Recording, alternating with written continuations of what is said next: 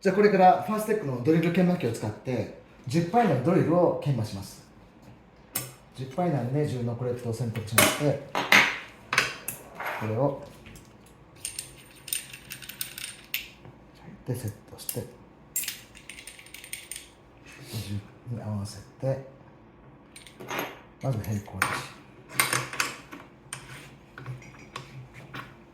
平行になってるのを確認したらスイッチを入れて、音がしなくなったら研磨する。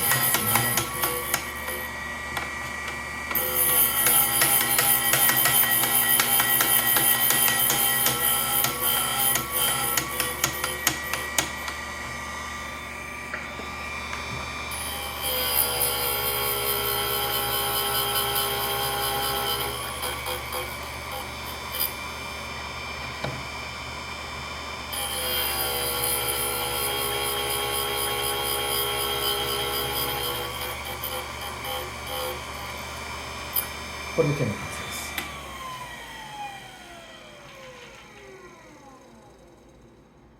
こんな感じでどなたでも簡単にドリルの再研磨ができます。以上です。